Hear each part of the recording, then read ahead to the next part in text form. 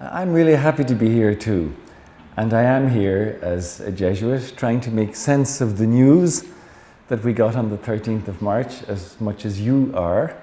And I have looked a bit into his background and of course into Jesuit background to see if we can make sense of what it is that has formed him, how he might act and who he might be. But it should be a warm talk and not theologically hair-splitting. So I hope to do three things. I don't always do three things, like the homily that does three things, but I hope to do three things.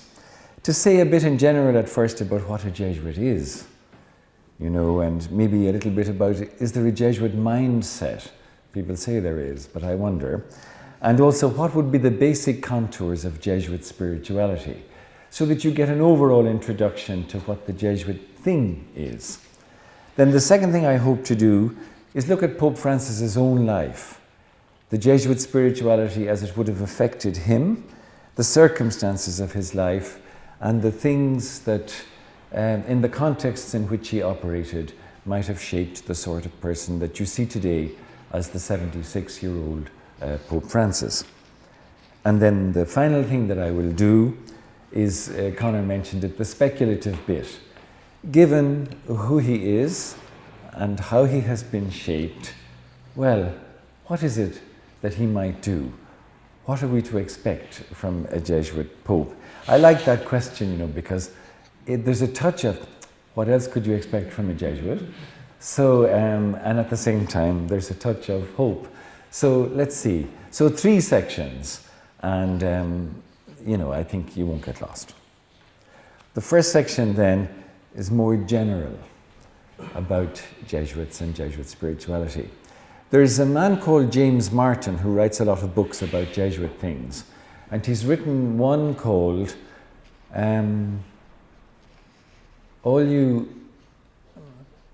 Funny, I can't remember the title now. Do you know that? It's The Jesuit Guide to Almost Everything, exactly. I was thinking, all you need to know about the Jesuits, but we're afraid to ask, because that was a title that was going around for a while. The Jesuit Guide to Almost Everything.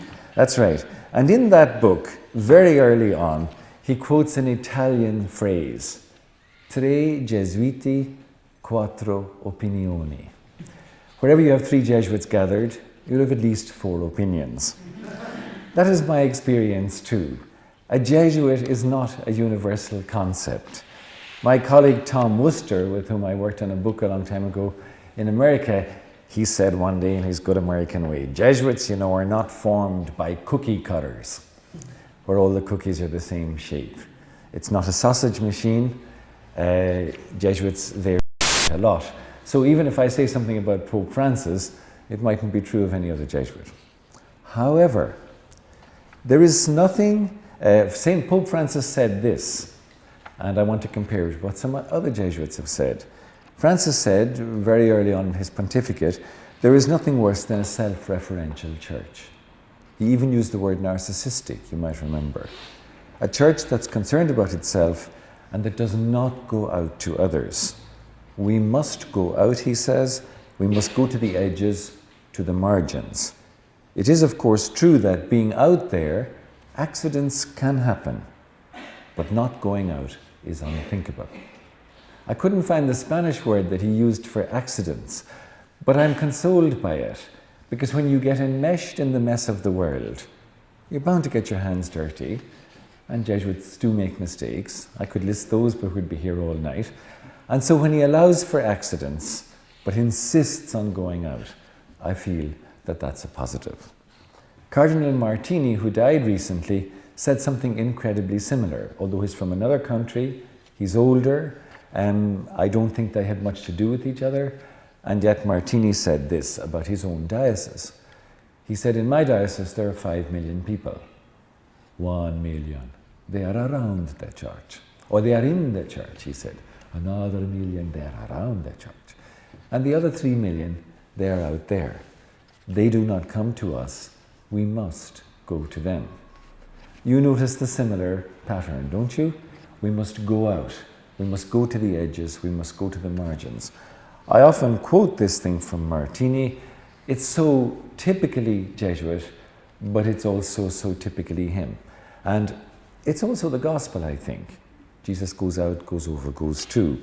So here are two different Jesuits, 10 years apart in age, a whole continent apart in location, and they both say, referred in words isn't good, going out, going to where people are, even if it's beyond the margins of the church, that's where one must go. So you can see that even though Jesuits are not made from cookie cutters, and they're not sausages, and they're always different in opinion from one another, there are some shared features.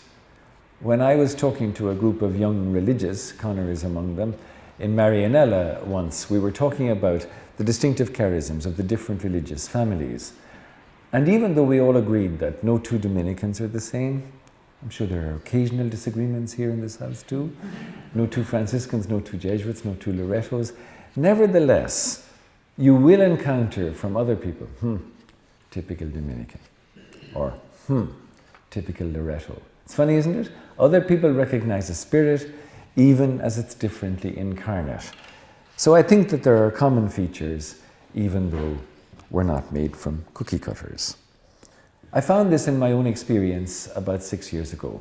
I was working in an international group of Jesuits. We had a meeting of Jesuits from all over the world, and I was lucky enough to be there. And I was unlucky enough to be in charge of a commission that was writing a document when I was there. And there was an Indian from Calcutta, a Spaniard who had spent all his life in Cuba, a German working in Rome, a man from Congo, and finally me. So you had 5 people working together in 4 languages, trying to put together one document that would express the essence of Jesuit identity for the 21st century. I got into trouble from those who were running the meeting because they said I was going to make the timetable be messed up, because I spent the whole of the first 2 days with the guys in the group where we just sat and we shared our stories of how we found our way to the Society of Jesus. Waste of time, somebody said. It's not getting text on the page. But we found it very valuable, and the amazing thing was that as we each told our story, whether it was somebody growing up in Regensburg or Calcutta or Limerick, as we told our story, we found common features and a sense of what being a Jesuit was that was shared among us all.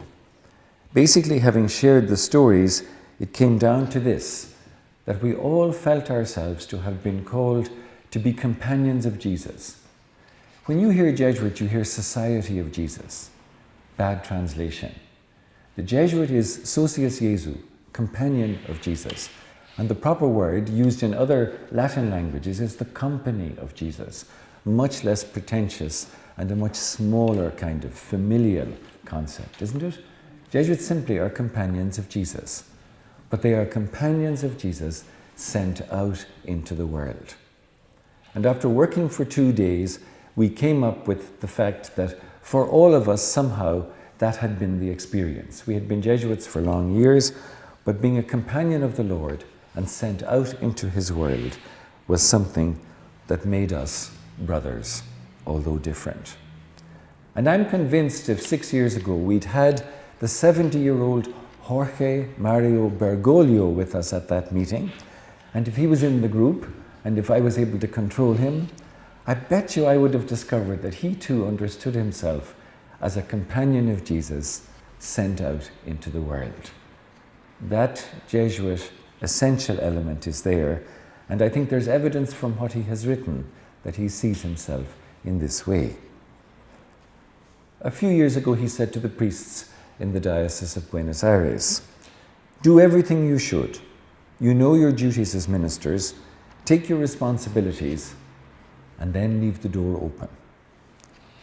He went on then to explain, "Our sociologists of religion tell us that the influence of a parish in Buenos Aires has a radius of 600 meters.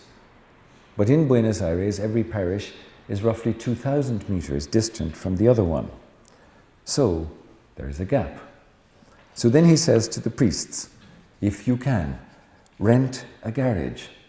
And if you find someone willing to go there, let them go there.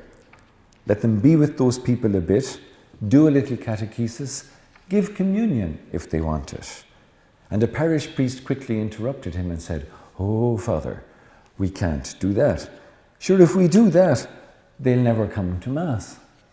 And Bergoglio answered, "Well, do they come to Mass now?" And the priest, of course, said no. And Bergoglio commented, "Coming out of oneself is always also coming out of the fenced garden of one's own convictions, considered irremovable, if they risk becoming an obstacle, if they close the horizon that is also of God." His point is, if what people need necessitates that we go beyond boundaries, then we belong beyond boundaries. We must go out. We must go to. We must go to the margins. With these comments, I think you can see that Bergoglio, his primary concerns are pastoral. He's not a great intellectual, written a few books, all right, but his primary motivation of action has always been for people. His practice as Archbishop was to go all the time to the slums and the poor areas and not to expect people to come to him, not to expect people to come to the cathedral. You know, you've seen the pictures of him riding the subway, talking to this person and talking to that.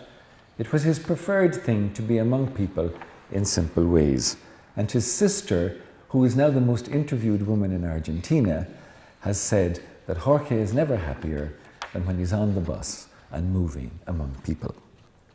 An early founding Jesuit, Father Geronimo Nadal, we all look up to him, you know, because he's 500 years old and he said wise things. He once said, "The world is our house." And Father Kalvenbach, the last Jesuit general, said in 2007, picking up on Father Nadal, excuse me, "A stable monastery does not serve us, because we have received the entire world to tell about the good news. We do not close ourselves up in the cloister, but we remain in the world amid the multitude of men and women that the Lord loves, since they are in the world." Very interesting, you might say. Michael Noonan was once a teacher in a school where I went to school, and a boy wrote an essay that began with the words, it was on the seasons, and it began, "There are 4 seasons, spring, summer, autumn, and winter." And Noonan wrote in the margin, very interesting. So you might say, very interesting, to what I just said about going out into the world and having no monastery. You might even say, that's the Jesuits for you. They're always out there. Andrew Greeley said a few years ago, standing in Times Square in New York, he says, "This is a place for the Jesuits," he said. "See all those roads going in different directions?" He says, "You'll find a Jesuit on every bus going up every road, going off dressed differently to do a different thing." The uncontrollable society of Jesus, out there in the mess. Leaning out the window, I often say, but sometimes we lean out too far and fall into the world. That would be Bergoglio's accidents, but you can recover from that because there's grace, forgiveness, and love. If one is out there, there can be accidents, but one doesn't go out there on one's own. A key element of the spirituality of St. Ignatius, who founded the Jesuits, relates to a vision he had himself on the way to Rome. It was the vision at the place outside Rome, famously La Storta. Some of you may have visited it. And at La Storta, Ignatius had a vision of the Trinity, and he asked the Father to place him with his Son. And in that vision, he was placed with the Son, carrying his cross. So when the person in Jesuit spirituality is called to be a companion and sent out into the world, he does not go alone, not at all. Going out means going with Christ. Christ also who carries his cross, and therefore sufferings will come. You remember that the day after he was elected, Pope Francis spoke to the cardinals, and he said, if we do great work, and if we do a lot to help people, and if we serve well and so on, but if we do not confess Jesus and him crucified, we'll be an excellent NGO, but we will not be disciples.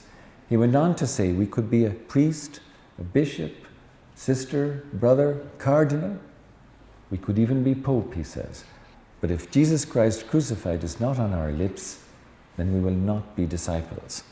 I see this as relating directly to Ignatius's vision of being placed with the Son carrying the cross at La Storta. So while it is true that the Jesuit sleeps by the open window, occasionally falling out that window, and that being out in the world with no stable monastery is the heart of the spirituality, he does not go alone, but with Christ and with Christ as companion. In a recent document on Jesuit identity, the one I told you about, this sentence appears in reference to Jesus Christ. The grace we receive as Jesuits is to be and to go with him, looking on the world with his eyes, loving it with his heart, and entering into its depths with his unlimited compassion. Here you find a Christ mysticism that echoes in its own way St. Paul in Galatians 2:20. I live no longer I, but Christ lives in me. And you find it also in the hymn that's in the back of the breviary that you see from time to time of Hopkins, where he says in the last lines of his sonnet, for Christ plays in 10,000 places, lovely in limbs, lovely in eyes not his, to the Father through the features of men's, that is our faces. In other words, Christ becomes incarnate again and again and again, immersed in the realities of the everyday world, and his features can be found and they can be traced, because wherever you go, he is hidden in the depths of things. Hence again the Ignatian adage, so often turning up as a kind of a leitmotif of Jesuit spirituality, that we can find God in all things. Saint Ignatius used to speak of our way of proceeding. I don't like the phrase, nuestro modo de proceder. And the reason I don't like it is, lots of Jesuits use it to beat you over the head, to tell you that you're deviating from Saint Ignatius's way of proceeding. But there is a way of proceeding, and the center of it is a tension. And the tension is between being active and being prayerful, being in the chapel and being in the world, being immersed in spirituality and being immersed in action and activity. The Jesuit is called to be contemplativus in actione, a contemplative in the world. The world is our monastery. We find Christ there. So the emphasis on being out there does not mean leaving Christ back here. Christ is to be found at the depths to which we go and at the frontiers and margins to which we travel. We detect him there. Grace, that theologians talk about, refers to the hidden presence of Christ in the world, showing up in created things. It's an incarnate presence, isn't it? Jesus is grace par excellence, because he makes visible the invisible God. But many things can be vehicles of grace. And the Jesuit, properly speaking, armed with this spirituality, is a detective of grace, of the hidden, incarnate presence of Christ in the ordinary realities of the world. So to go to the world is not to leave Christ behind, and to go to Christ is not to leave the world behind. Completely immersed in Christ and simultaneously plunged into the heart of his world, loving it with his heart, seeing it with his eyes, and mending it with his hands. It is always Christ that the vision is centered on. But as he was sent on mission by the Father, so Jesuits are sent on mission with him. And another document some years ago describing what Jesuits are spoke of them as sharers in Christ's mission. One is never more with Christ than when with his world, and especially with those in it who are weak and suffering. One is never more with the world than one is immersed in prayer and contemplation of the face and beauty of Christ. It is a tension. It is a pendulum. It is a mutuality. And of course, it's not just the Jesuit preserve. Pope Benedict has a beautiful thing about a person, well, following the pattern of Christ, who was from God for others.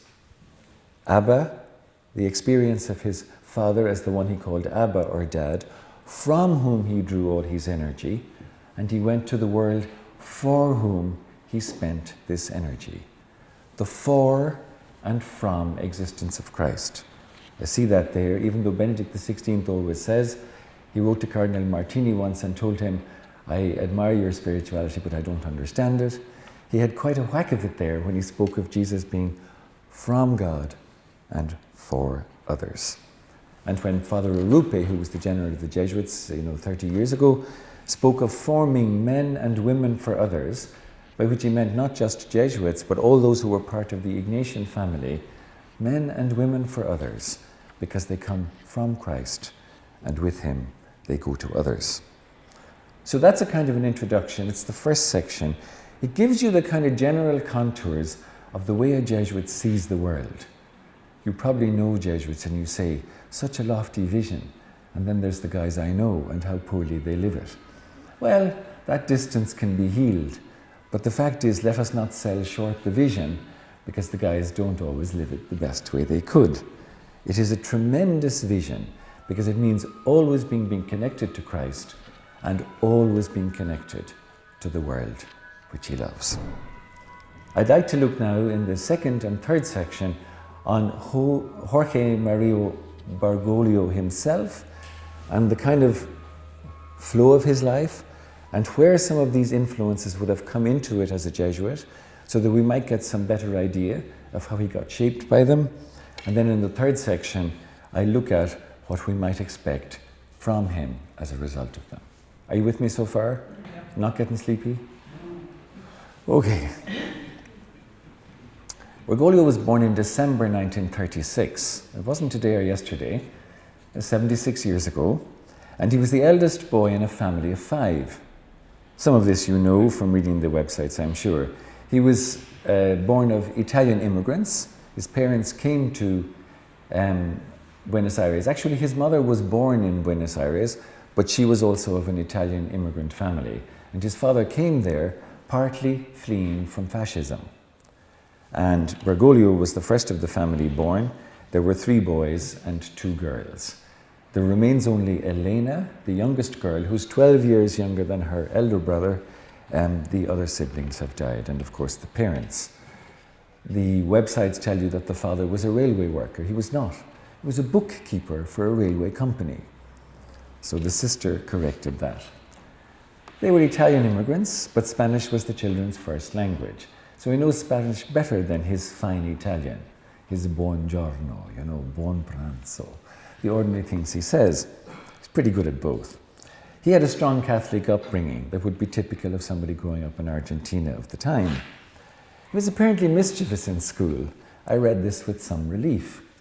The nuns that he used to visit constantly long after he had left school, and even when he was Archbishop, he said to one 90-70-year-old sister one day, "Sister, what was I like at school?" "Oh," she said, unhesitatingly, "you were a devil." So he had to live with that, and apparently he was a bit on the mischievous side. He was mad for football. Football, and still is today.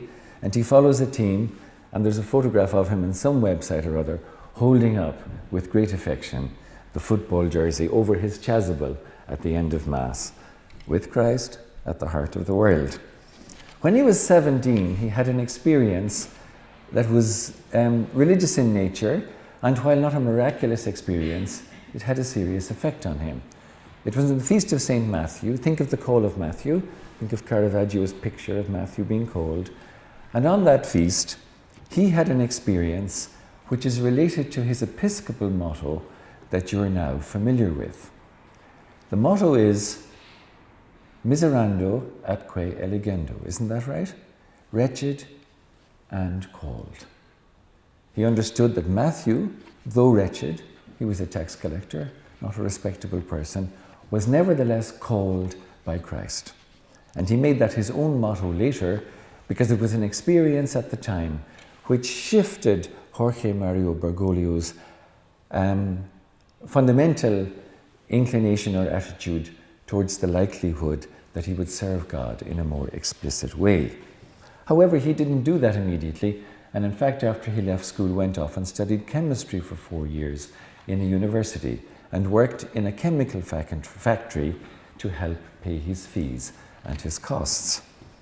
He told his mother, in an act which mightn't have been one of total obedience and truthfulness, that he wanted to study medicine, with which she was very happy and of which she was not a little proud. And she even made sure that in his home there was a little place set aside for him where he could do his studies. But she discovered when she looked at the books on the table that a lot of them were on Latin. Latin, she said. Medicine? What's this? He said, Mother, medicine for the soul. I'm interested in medicine for the soul. She was apparently very opposed to the idea that he would become a priest. And perhaps that's why, we don't know, that he studied first and went to college. No doubt it was her hope that he'd meet somebody there who would show him a different path. But it was apparently not to be, even though there is evidence from other anecdotes that he was not unfond of the ladies. Again, quite an Ignatian thing, a love of creation, and wherever its excellence appears, this excellence is appreciated. Anyway, he did join the Jesuits, quel miracle, and he went to the novitiate at the age of 22, and he went through the ordinary training that a Jesuit goes through. It's important maybe for you to know what that involves. Our novitiate is 2 years, and at the end of it we take perpetual vows. Ignatius didn't want people who would be going on. From the point of view of the order, okay, some reservation might remain in place, but from the point of view of the guys, his idea was, I'll give them 2 years novitiate, but then I want a commitment, or stay. So after 2 years, you take final vows. During the novitiate, you are trained by a novice master. The novice master is described in the constitutions of the Society of Jesus as one who above all must love the novices. So all that nonsense you hear about us having a mean and rigorous and unfeeling training really isn't true at all. My own novice master is still alive. I have known fewer more gentle and more loving than that man. And many of us have had the same experience. Bergoglio in the noviceship would have gone through what are called experiments. The biggest experiment is doing the spiritual exercises of St. Ignatius Loyola, the 30-day retreat that you have heard about, where the novice immerses his life in the life of Christ, and through the experience of doing the long retreat, the spiritual exercises, guided by the novice master, comes to see himself and comes to see his Lord in a new way, developing a personal relationship which helps him to make a decision and to discern a vocation, and also to become free of things to which he might be inordinately attached. So the exercises are about freedom from, and they're about freedom for.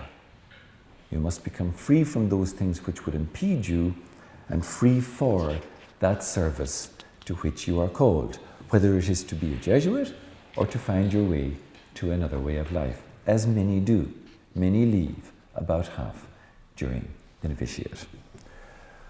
Other things that happen in the novitiate then are experiments, where you get sent maybe to a homeless shelter, you might get sent to a hospital for older people, you might be sent on pilgrimage with maybe just a tenner in your back pocket, and for 6 weeks you have to walk and hope for the best and beg your way and so on. Thank God that wasn't around in my time, but it is now.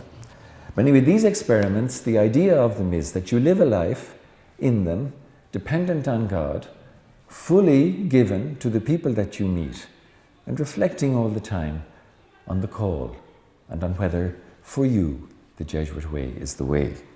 So everything kind of fits together to help you during those 2 years to see if this is maybe where you belong. And he would have gone through that. And what's quite interesting is that shortly after his ordination, as a very young Jesuit, he was made novice master.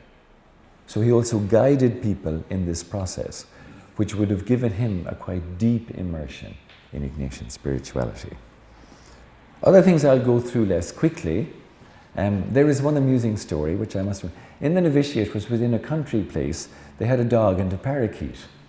And an interviewer asked his sister, did he like animals? You know, like Pope Benedict liked cats. And she said, well enough, she said. But you know, he wouldn't have time to look after one. She says there was a dog in the novitiate that he really loved. And there was also a parakeet. And she said he taught it some words.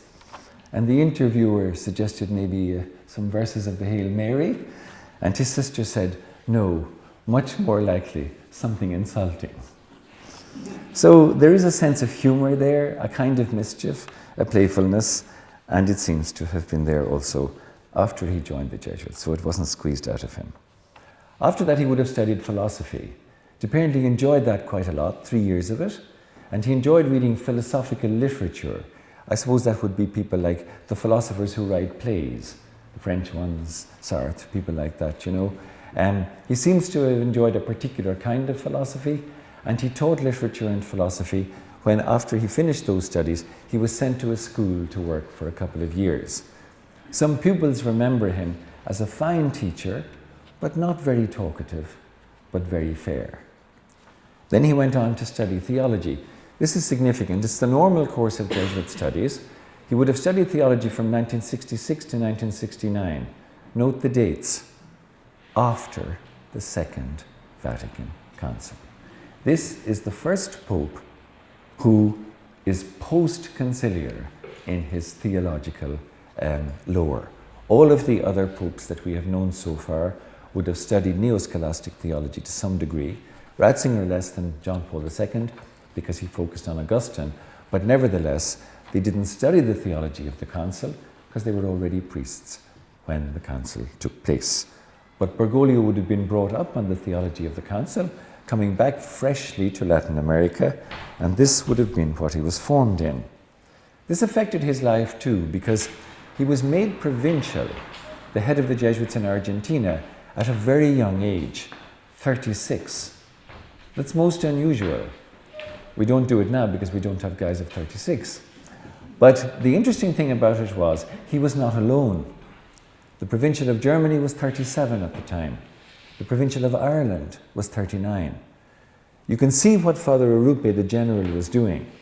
He was taking young Jesuits formed in the new theology and using them in leadership positions to try and bring the whole province into the post-Vatican II era. So that's why he had such a responsible job at such a young age. There is another reason too. There's an Irish Jesuit who lived with him for 4 years when he was teaching scripture in Argentina, and he said of all the human beings he ever met, and he said this before Bergoglio became Pope, I have never met one who had stronger leadership abilities. So it wasn't just that he had modern theology, he seems to have had a gift for leadership. As you know, when he was provincial, he had a very controversial time. So here is your example of with Christ, but at the heart of the world. Halfway through his being provincial, a military dictatorship took over Argentina, and there are questions to this day asked about the church and about its leaders as to whether it stood up enough to the dictatorship or whether it could have done more. These questions are also asked of Jorge Bergoglio, and of course it is his view, without defending himself too much, that he did what he could to keep people safe. But it is true that he recognizes that perhaps they could have done more against such an unjust regime. So this is something that you can see is being Googled, and there's a journalist called Verbitsky who's quite bitter about what he didn't do, but there are many others who come forward and speak and say he was not complicit with the regime, and he certainly shouldn't be accused of that. The religious and the bishops at the time, they did what they needed to do, they felt, to protect their own members, that they could martyr themselves, but not necessarily martyr their members. An example is Fathers Yorio and Jalic. I knew Father Jalic in Germany, he gave us a retreat, but he went to Germany after he had been taken by this military government and for 6 months incarcerated, tortured, along with another priest, both Jesuits, and they felt that Father Bergoglio had let them down. Because as their provincial, he didn't say in public, I want them to work with the poor in this area according to this theology, which was liberation theology. Bergoglio was never a fan of liberation theology, but he was a fan of working with the poor. He also didn't speak out on their behalf because he felt that things would go worse for them. As it was, they were picked up. And how he secured their release was, he collared a man one day who was a military priest and who used to say Mass frequently in the residence of the dictator Videla. And he said to him, "You'll be sick on Sunday and I'll replace you." And that happened. And he said the Mass. And after the Mass, he cornered the general. And he said, "Father Yalich and Father Yorio have been gone now for 5 months. Why are they not returned?" And in fact, they were returned very shortly after that. They had been tortured and they had been incarcerated. They were subsequently sent out of the country, Yorio to Rome and Yalich to Germany, where to this day he has been giving retreats. He has said publicly, he is still alive, that he is reconciled with Bergoglio. He went back to Argentina some years ago and celebrated Mass with him. And he does not believe that Bergoglio betrayed them, that he did what he could do at the time. The Bishops' Conference in Buenos Aires, under the direction of Bergoglio in 2011, apologized again to people for the dark days of the dictatorship and for the fact that the Church hadn't been more potent. So they were prudential judgments. I think you could say it wasn't a matter of did he do wrong rather than right. But in the judgment that it was possible for him to make at the time, he did what he thought was best. I think this is why you see in him a certain humility today. He has been in situations where it hasn't been black and white, and he has done the best he could. I could have left this part out of the talk so that I could give a glowing account of a particular Jesuit. But the Jesuit who is the Pope today is a mortal man, and his past may have shown some lack of courage at some point, or may not. I know that if I was the provincial, and if actions on my part would get other Jesuits killed, I would be much more judicious than if a statement on my part put my own head on the block. So I don't feel in a position to judge him, but nevertheless, it is a period about which we're going to hear some more, because it's a real part of his difficult past. What is clear is that he was always committed to the poor.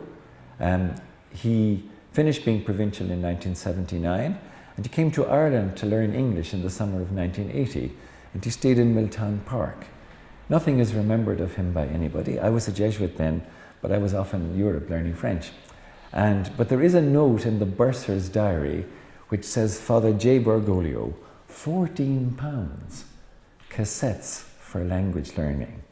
So we know he was there, and he cost 14 smackers more because he bought English language learning cassettes. After that, he went back to Argentina, and he was the rector of the theology faculty for 6 years. Then he was appointed to a church in Cordoba, one of the cities, and continued to teach theology for 6 more years. And in 1992, he became an auxiliary of Buenos Aires. In 1998, he became the Archbishop of Buenos Aires when the Cardinal died, and in 2001, he himself became Cardinal. He did exactly the same thing in Argentina as he did in the Vatican recently, when shown the residence that he would be occupying as Archbishop. He said thanks, but no thanks. And he lived in a small 2-room apartment in a kind of an office building that was part of the diocesan Curial, where he did his own cleaning and cooking, and we have good knowledge that he's a disastrous cook. He cleaned his own toilet, cleaned his house, he did his meals, he ran his own diary, and he makes his own phone calls. He's never had a personal computer, he doesn't own a mobile. He had one secretary whom he greatly loved, Ottilia, who retired last Christmas. She was the only person who could mediate him through electronics to the world at large. If you wanted an appointment, you rang him up. Sometimes you got him directly, and he put you into the small pocket diary, which they say he still has. So, a simple person, a person fond of ordinary people, and a person who loves the poor. That's the background biographically. He would have done the spiritual exercises one extra time, and that would have been around 1971-72, when he did what we call tertianship, the final year of spiritual formation, 3rd year. And again, he would have been immersed in the spiritual exercises. To be immersed in the spiritual exercises is to have your life entwined or intertwined with the life of Christ. What happens is this. You spend the first week meditating on yourself, praying that you may be freed from inordinate attachments and freed for the love of God in your life, but also being invited to look at your own sinfulness and even to make a full and sincere confession. By the end of the week, most people come to the realization, almost a kind of shout of astonishment, that although I am a great sinner, I am greatly loved. In most documents on Jesuit identity, the definition of what a Jesuit is a sinner but loved. Miserando atque eligendo. Any Jesuit you ever hear proclaiming himself sinless, remind him he's also proclaiming himself not a Jesuit. At the end of the first week of the exercises, the Jesuit is faced with three questions. What have I done for Christ? What am I doing for Christ? And what will I do for Christ?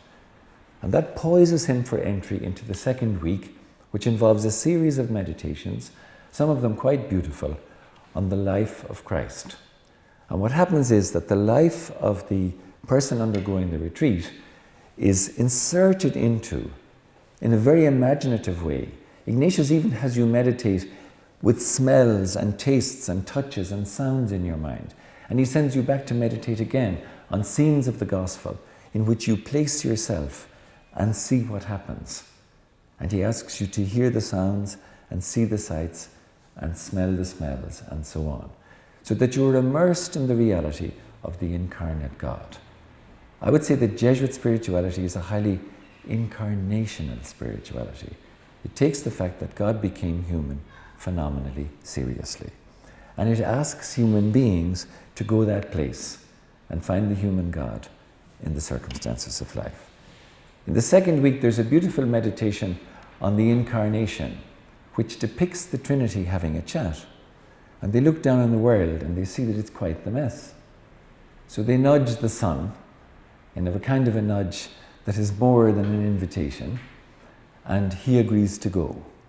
So he enters the world in order to wear its smudge and smell and to heal it from within, from all that's going on that's leading it astray.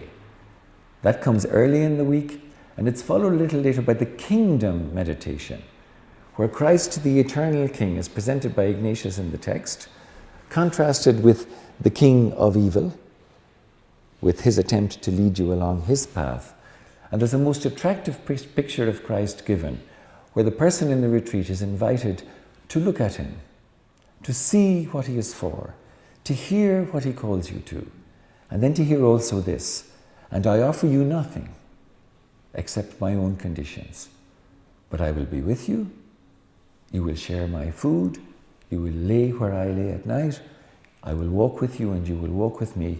Notice the emphasis, companion of Christ, sent out into the world. So the kingdom meditation, the meditation on the incarnation, and then meditations cautioning you against the three things that Ignatius considered most deathly for the spiritual vocation: riches, honor, pride. I won't go into those, but any Jesuit you catch following those lines, you can remind him that Ignatius isn't pleased.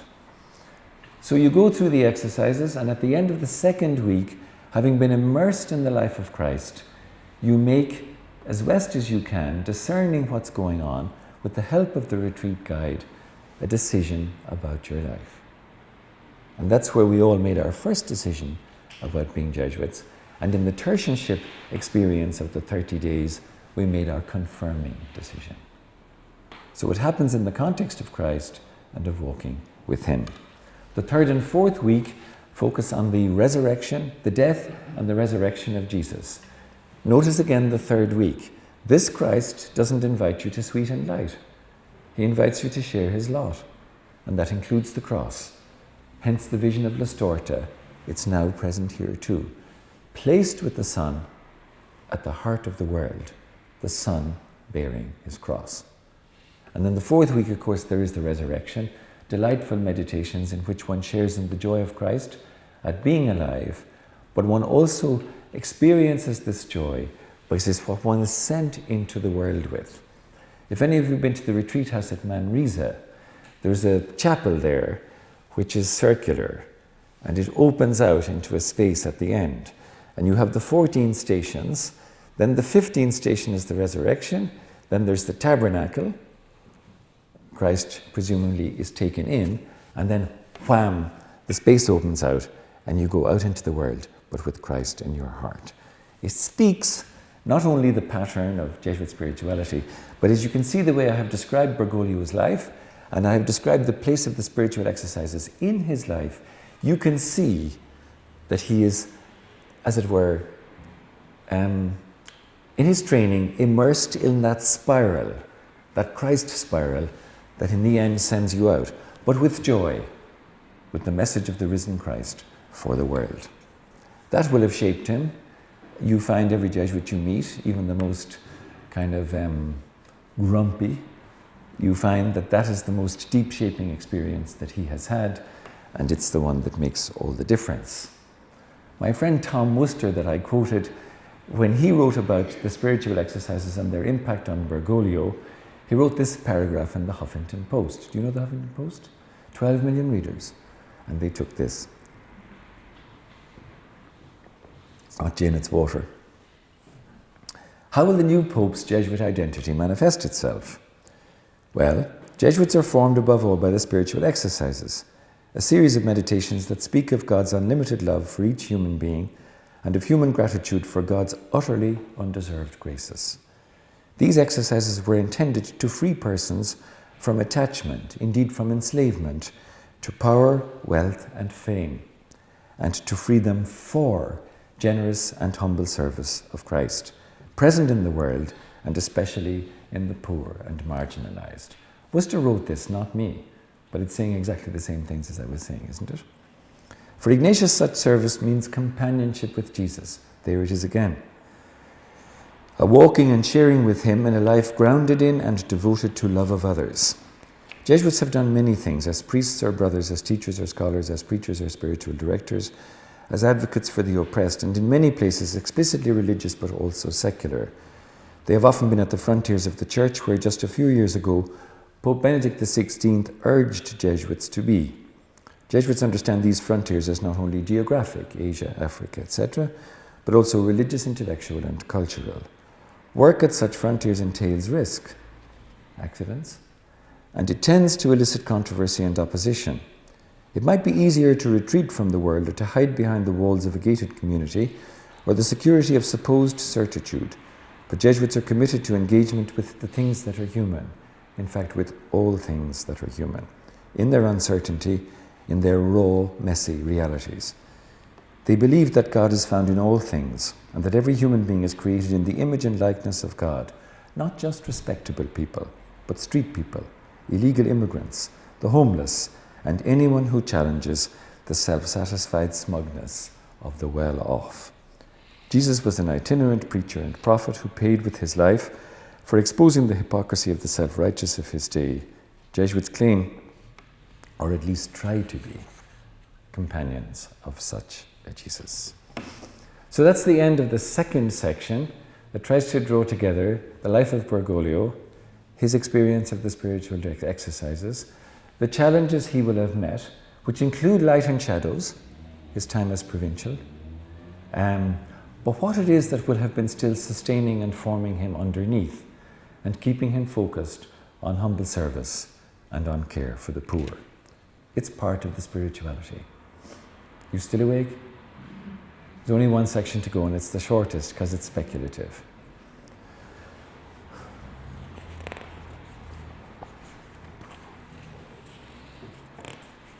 You're so quiet, you should be. One wonders how all this will cash out in Jorge Mario Bergoglio. Don't you wonder how it'll all cash out? One thing that seems clear to me is his model of church is servant. Wouldn't you say? The church is a servant. Dulles' 5 models: servant, communion, herald, institution, and servant, communion, herald, institution, and sacrament. Yeah, they're the 5 models. They mostly have their roots in Vatican II. Benedict's was communion, wasn't it? Communio. But I think that the model of Pope Francis is the model of servant. It's a servant church. And you see that in him all the time. The emphasis on the spirituality of the washing of the feet and the caring for the weak and oppressed. It's there, of course, in others, and was there in the last Pope, but it's a different emphasis. It's a different model of church. There's plurality in Christian theology. You will find also continued Franciscan simplifications. Residential, he ain't going into them big rooms. Liturgical, liturgies will be simpler, less like they have been. And in relation to fashion, he'll never look well. Those shoes, those black shoes, are new shoes. Because a friend of him said when he said he was going to Rome, "Not in those shoes, you're not." Bergoglio said, "What are wrong with those shoes?" And the guy brought him to a shoe store and bought him a decent pair of shoes. And he'll continue to be a simplifier in terms of how he deals with people in crowds and all that, and how he uses the phone. He has a nephew who's a priest in Rome, teaching, I think, at the Gregorian. I don't know what his name is, maybe not Bergoglio. But he takes up the phone himself, still, and rings up, and he says, "I'd like to speak to Father so-and-so." And the Jesuit who answers the phone, which is typical in a religious house, probably a Dominican one too, says, "Oh, hold on, I'll see if he's here." Having his studies interrupted. So he goes off and can't find him, comes back and says, "He's not here." And the voice says quickly before the phone is put down, "Could I leave a message?" "Yeah. This is Pope Francis." "Certainly. Tell him come and see me on Saturday." There's another good one. You've probably seen it on YouTube, have you? Where he calls the Jesuit headquarters and he gets the guy on the reception. And he says, "This is Pope Francis." The guy goes, "Oh, sono confusato. Oh, pazienza." He says to the Pope, you see, and eventually the Pope says, "It's all right." He said, "There's no need. But it is Pope Francis. And what is your name?" And he says, "Andrea," or something like that. She says, "Andrea," he says, "would it be possible for me to speak to Father General?" And then the guy becomes a typical Italian again as he gets profoundly emotional, describing how he managed to mediate the call. And then in due course, the Pope speaks to the General. But there is a personal touch there. He asks him his name. And it has been quite moving when in crowds, he will see a sick person and jump. Well, there is no barrier because he refuses bulletproof. He's a security nightmare, but he seems to reach to people in an ordinary way. And that will continue also. What I call Franciscan simplifiers. There's another one that's worth telling. It's the most recent one I heard from Rome. I don't know if you've heard it. He comes out of his room in the guest house where he's deciding he's going to stay. And there's a Swiss guard outside the door. Have you heard this one? He says to the Swiss guard, "What are you doing there?" The guard says, "I'm guarding you." And the Pope said, "All night?" And he said, "Yes." And the Pope said, "Standing?" He says, "We're not allowed to sit down. My boss would fire me." "Oh, sit down," says the Pope. And he goes back into his room and he gets a chair and he brings it out. And he tells the Swiss, and the Swiss guard looks at it as if it's the electric chair. And he won't sit on it, you see. So then the Pope says to him, "Are you hungry?" And the guard doesn't say no fast enough. He kind of says, "No." The Pope says, "Hold on." And he goes in and he has a little kitchenette in there, Like he makes his own coffee and things like that, you see, if he wants a cup of coffee or if somebody comes up. So he makes him a jam sandwich and brings it out on a plate. And he says to him, "Well, eat that now," he says, "and at least sit while you're doing that." And there's another story told where he and Cardinal Schönborn were going upstairs to talk, and the Pope went into the lift expecting Schönborn to follow. But the guard had put the hand out and said, no, the Pope goes up first. And when he's up there, the lift comes back down, and you go up, he said to Cardinal Schönborn. And the Pope said, and notice carefully the way he said it, he said, "Oh, let him in. I'm not a leper." He didn't say, "Let him in, he's not a leper." He said, "Let him in, I'm not a leper." So I predict that the kind of person he is, and the sort of simplicity that is there, is going to lead to a lot of such stories, some of which will be true. I think there will be continued simplifications, liturgical, residential, in terms of fashion, etc. That he's actually listening to what Martini said about our liturgies are too pompous, our ceremonies too splendid. We're not communicating with young people. I think at a deeper level, you will see already some decisions are taking place which are beginning to give you some measure of how he thinks. He likes Franciscans. I don't know about Dominicans, because you're all over South America. But I don't know what kind of contact he's had with you guys, but he certainly likes Franciscans, because he just appointed his first major Roman appointment, The second highest in a congregation, the Congregation for Religious, is the head of the OFMs. And it's interesting because the head guy, who's very good, is a South American also, I believe, but he's not a religious. So he balanced it out by putting a religious into the second place. He did something that's typical of a Jesuit. He formed an 8 cardinal council. We have consultors for our provincial. Our provincial can't do what he likes. He has consultors, and it's not like the book of Revelation, the 4 animals nodded amen. They have real talking power. And if the provincial makes a decision against them all, he has to write to the general and tell him he's doing that. So the consultors are key people for the provincial in governing the province. And Bergoglio will have had consultors. I don't know what kind of advisors he had when he was the archbishop, but in appointing these 8 cardinals, only 2 from Europe, only 1 from Rome, certainly 1 from Africa, 1 from North America, 1 from Central America, 1 from South America. He's really embracing the business of a universal church and a more decentralized church. He's doctrinally conservative. He's in the line of Benedict and John Paul II, and I don't expect much change there. Personally, the report on the Leadership Conference of Women Religious in North America, I would have liked if he sent it back for more study, because there's evidence that it was quickly done and it is somewhat flawed, but he didn't do that. He went with the decision of the Congregation for the Doctrine of the Faith. And you will find also in other matters to do with doctrine and maybe even discipline, he's not especially modern or forthcoming. So I'm not trying to put forward again a portrait of him as very different from his predecessors. Clearly in liturgy there will be difference. There is much more Italian already, much less Latin. You've noticed that? That's unusual for papal liturgies. So vernacular liturgy on the part of the Bishop of Rome, which is the title he most uses of himself.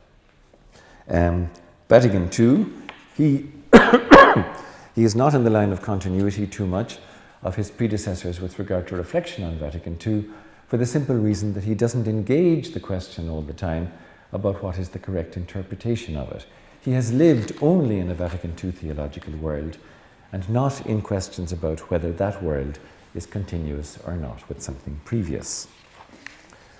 The go-out emphasis from Jesuit spirituality and the implicit servant model of church will mean there will be less of a focus on the church ad intra, and there will be more of a focus on the church in its relationship to the world, with one exception. He will tackle Curial reform. If he focuses on the church ad intra, it will be to reform the Curia. I am certain, from what I know of him and from what I've heard, that if that needs to be done, if the report that he has read and other things that he is being told are true, he will tackle that. Another South American bishop who knows him well said, Bergoglio, he says, give anything to Bergoglio for 4 years and he'll turn it round.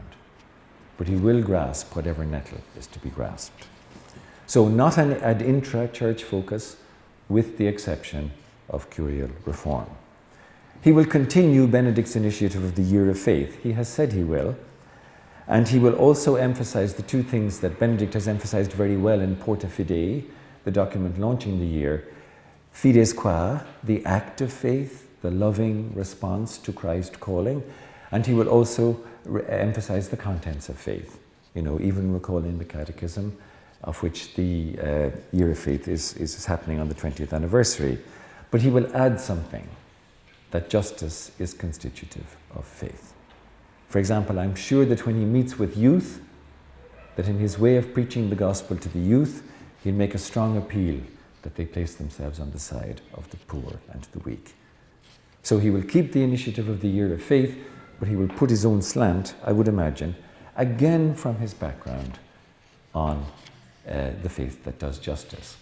He was provincial at the time that the 32nd General Congregation of the Jesuits happened, and this was the one that linked faith to justice as part of Jesuit way of proceeding.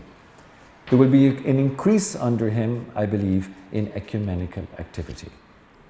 He has an extremely good ecumenical background, but it's also top interreligious dialogue and interconfessional dialogue in Jesuit apostolic priorities. So I think he would just follow through on that. With the Orthodox, it's already evident that he's doing so by calling himself the Bishop of Rome.